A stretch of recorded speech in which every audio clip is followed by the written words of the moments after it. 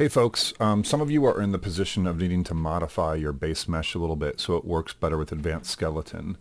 Notably, Advanced Skeleton, at least in its current version, only works with the eyes open, not closed. Conversely, with the mouth, it only works with the mouth closed, not open.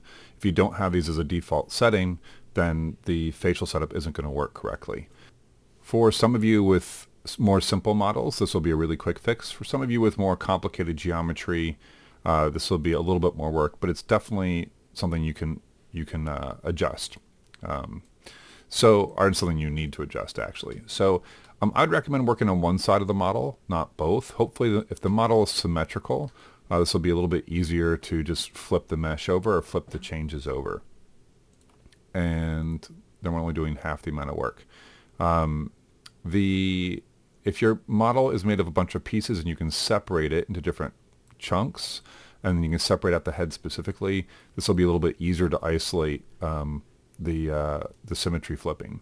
The main process works like this. So right now I'm just going to go ahead and hide Mary's eyelashes here. So just Control H those, just so I can get down to the skin. The skin is what I need to work with. We're going to freeze the skin that we don't want to move, and then we can much more easily manipulate the skin we do want to move. In this case, what we want to do is open the upper eyelid. So what I'm going to do here is just temporarily, I want to get rid of those eyeballs. They're going to cause some weird issues as I'm trying to do this, or just make it visually confusing. So I'm going to go ahead and, actually conveniently, the mesh is zeroed out, so I could actually just move the mesh out of the way, grab the eyeballs, hide those, and then the mesh I can just zero out and put it right back. It's the advantage, one of the many advantages of zeroing things out. I next need to grab just that upper eyelid. And to do that, I'm going to just select a face right in the middle of the eyelid. And then you might have to try this out. I'll try out some different faces here. I can make this a little more obvious by going to use default mode, default shading, sorry. So you can see the highlight better. And if I press shift and the right, well, I guess technically shift and period, it will actually increase the selection set. So I'm going to keep increasing the selection set until it includes the entire upper lid.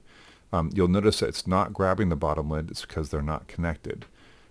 This top part now I can more easily just deselect using Control and a little drag box. Something like this. And then I can press Control H and it should take out that whole upper eyelid. That's the part we're going to be moving. You can see the inside of the head there. And what I'm going to do now is I'm going to go to Mesh Tools and look for the sculpting tools. Click the dotted lines on top and rip this menu off because we're going to use a few different things from here. And I'm going to use the freeze tool down here. The freeze tool allows us to paint an area of the mesh. Oops, I need to turn shading back on. Paint an area of the mesh that we don't want to have move. So anywhere I've painted is not going to move no matter what I do. So I'm going to do something like this. I'm going to press Control Shift H. Control Shift H will bring back my lid. And now, using the grab tool, I should mention too, I apologize. Under the freeze tool, if you want to change the radius of the brush here, just hold in B as in brush, and then you can left mouse click drag back and forth to change the size of the brush to make it bigger or smaller. You can also, if it's just so big you can't see it, which happens a lot, you can also just go to the options here and just make the size 0. And then you can just hold in B and drag right, and you always will then see the brush. I'm going to next choose the grab tool. And same idea here. I'm going to hold in B and change the size of the brush. I'm going to make it pretty big, and you got to experiment a little bit. And you'll see now if I pull up, nothing at all happens. What is going on? Let's see. All right, I don't know what happened. I just selected the selection tool and then went back to the grab tool, and then it started working again. So hooray, hooray for Maya. So I'm going to try to find the right setting that allows me to push this lid up. The chance of you just doing it in one push is very unlikely. But what we want to try to do is find a position that looks good. Obviously that looks hideous and we'll have to adjust more. But But the nice thing here is that we can adjust without having to worry about the skin around it. What I like to do usually is try to get a more gradual shift on here. You're going to kind of compress these edge loops up here. If you do it in smaller sections like this, it's a little harder to get a nice result because it's just not going to be very smooth.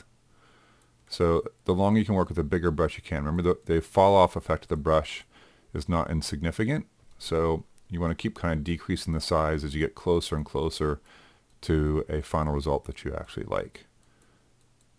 To get a good sculpt is going to take some time. You can also hold in shift and smooth out your selection a bit. So as this gets kind of crumpled up, it'll start to look kind of ugly. So shift is a nice way of just kind of smoothing out your result. And keep working this up until you get something that looks good. Now, one thing I should be doing here that I'm not is I don't have the eyeball visible. And I should have made that visible before I started working. If I select it now, there's a good chance it's going to deselect my freeze selection, which I don't want to do. I'll try it anyway just so you guys can see what that looks like. But you do actually want to see how these lids are meeting the eyeball, excuse me. So I'm going to try to find the eye. Let's see here. I'm going to guess that this is the eye. It is. And then if I go back to the mesh, let's go back to that sculpt tool, or the grab tool. Okay, it's still frozen. Awesome. So this I feel like that's never worked for me before. So just keep working until you feel like, you don't have to have the eyelid completely disappeared. Our eyelids are not gone. You just want to find a nice default open position that looks good to you. Once you do, you can go to the freeze tool, go to the option box and choose unfreeze all. And now you have a very terrifying wide eye look here. To get the mesh to go to the other side, we can use, or try to use, and select the mesh I want to mirror. We just go to mesh, choose mirror option box. The main thing is the mirror axis. I want to go across the x-axis right here because the x is in this direction, left to right. You just want to make sure, in this case, I'm going to go from here to here. That's in the positive direction. Default's to negative, but it doesn't really matter. So choose positive, and then I'll hit apply. And now I should get the same mesh over here. Now I should actually double check. You can see I'm actually not on the eyeball, so I went a little too far. So I should actually be pulling this back down onto the eye to make sure I have the right setup. So that's a little bit off, but it's looking pretty good. Now you do want to be a little careful. It just meant I made the entire mesh symmetrical, and it's possible that you're getting rid of details that you actually wanted, or you're going to cause some inconsistency. So definitely double check and make sure you didn't do anything you didn't want to. Not every model is symmetrical. In fact, the more interesting ones tend not to be. So that's how you get it across. Now, if you did the lips down here, it's worth noting that once you finish one side of the lips, you might need to adjust the other side. I'm not going to actually show this just to save time, but what I will show just kind of generically is that if you went to back to our sculpting tools and freeze, so pretend this is a really great selection here. Oops, I forgot to select the mesh. So also I should mention, I don't know what mirror does to UVs. I'm going to assume that it ruins them completely, as it looks like might have happened here. Let's see here. I guess I'm going to unfreeze all. There we go. So if you were to paint the top side of the lip, which actually looks a pretty amazingly good paint job there, you can also invert frozen here, and then now you can do, so this would be for the bottom lip manipulation, and I can invert it, and now I can do the top lip. So it allows you to do both sides really quickly. So that's a good thing to note as well. Last thing, and this will be definitely more of a hassle, is the eyelashes. So once you've made the eyelashes, my bottom one looks good here, but now my top one is off. So this one, there's probably no great way to make this perfect. What I would probably do here, you could use a deformer to try to get it up here. You could go back to your grab tools and see what you could do about moving it. What I do is try to get it close, and this one happens to be lined up really nicely. Like you can see the mesh actually lines up perfectly with the eyelid, which is what you want. So what I'd probably try to do is move this one up here. Again, probably using the grab tool. Starting big, just like we did before. And just try to get it close. Not perfect, but close. Gradually decreasing the size of my radius. You could put on your wireframe right here, and probably the default material would be more helpful in terms of seeing how the mesh lines up. And what I try to do is just get it nice and close, and then when I get that close, I probably do some more hand manipulation just with vertices and stuff like that. So yeah, there's not going to be any way to do this super fast, but that's pretty great right there. And again, you want to do it on multiple axes, like it's getting really tucked in. So, definitely do some work moving around and making sure it lines up. And then once you get close, you can go ahead and, yeah, you can see how this is. You don't have great control over this the way you'd like. So you just got to keep kind of moving around and lining it up. These are just floating. So once you get them close, that would be it. And then again, I probably would use that smooth tool, the sculpting tool, just to kind of even this out a little bit. And then maybe go back and forth a couple times. And you can see we're actually getting pretty close here. And then again, once I have it right on there, I just work with individual edges.